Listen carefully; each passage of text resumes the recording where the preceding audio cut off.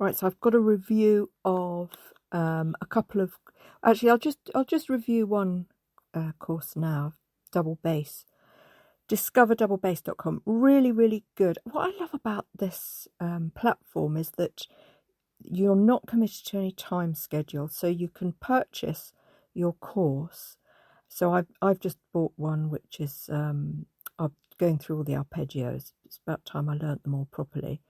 And I really like an organised format that I can, wake up in the morning. I don't have to stress about what materials I'm going to use. Where am I going to find the materials? They also do actually an arpeggio and scales collection, or the whole lot together. It's a bit pricey, I thought, for me for the moment. So I'm just going with the arpeggios. I'm pretty good at scales anyway, so there's also a lot of scales information around that's free and easy to get hold of.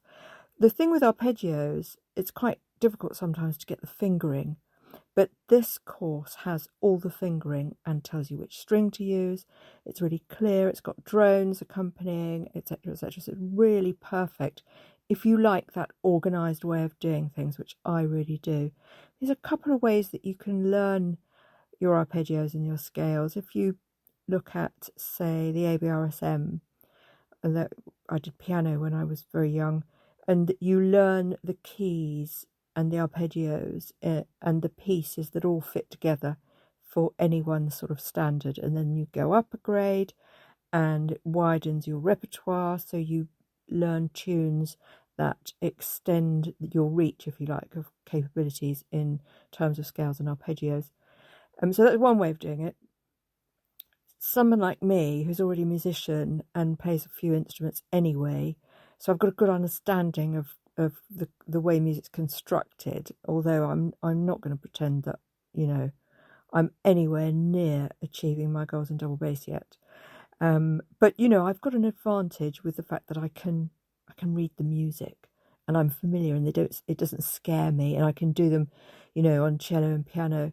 So, it just depends how what your brain's like. So looking at these, if there are 12 different notes and a whole bunch of arpeggios to learn, and this gives you a really clear direction, or everything's downloadable PDFs, sheet music, all levels as well. So actually, advanced musicians practice their scales and arpeggios every day. Right up, it's really important. And I think that somebody had said that you should spend a third of your practice time on scales, and it's a moot point. You might be absolutely fantastic at them, and you only need to do a quick half hour and they're all done, and then the other 5 hours, because you're a concert performer, is doing other stuff. But probably not far off. A third of your time should be doing the more mundane stuff, to improve your dexterity, to improve your compositional powers, and various other things. It's great for improvising, because if you make a mistake but you understand the construction of music and patterns, finger patterns, and you know what key you're playing in, you can fudge around it a bit. I wouldn't recommend doing that if you're a concert pianist, but they'll know. Everyone will know. They'll all be watching you. But certainly if you're like gigging in an open mic or something, nobody's going to notice. So it's really good if you fluff something. So that's my kind of motivation for doing all these, these sort of workaholic type training skills, I guess. I've become quite obsessed with them. I like them. They're clear, they're interesting. I like when I hit the note. I love playing with a drone. I've always done that. All my Suzuki lessons done with a drone. It's just, all round perfect for me. So I'm going to give that a massive thumbs up. So that's discoverdoublebase.com, courses.discoverdoublebase.com. They're really nice. They've got a forum, which is really nice. Everybody sounds really nice. You can just ignore them if you want. I signed up for the basic course ages and ages ago, when I first talked myself into the orchestra, and immediately regretted it because I wasn't good enough. but I've caught up. I've persevered and I've caught up. So I signed up for this course, and I found it really difficult because I was a cellist, and nothing to do with the teacher. I just found it really odd because I couldn't translate. So I hadn't done much of the course. I'd done nearly half of it.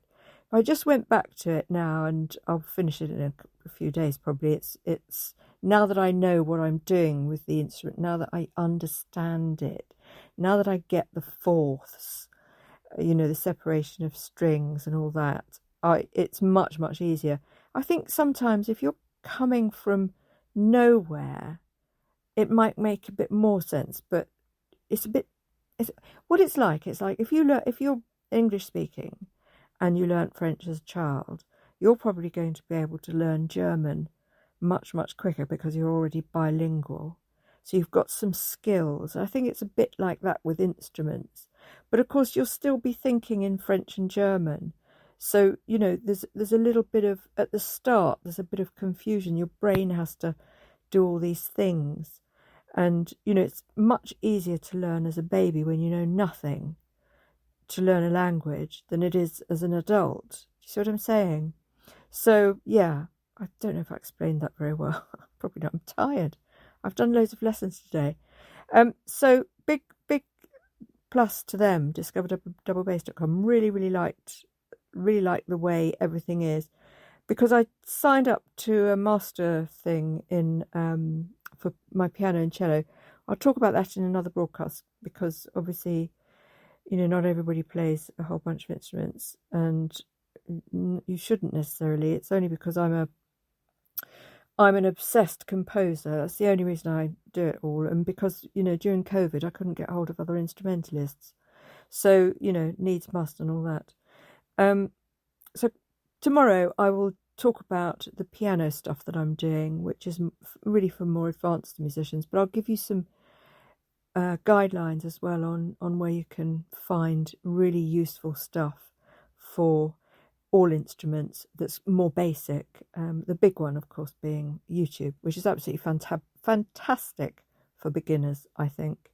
It's just when you get a bit more complicated, YouTube doesn't really do the thing the thing that you need when you become good, or you want to become better.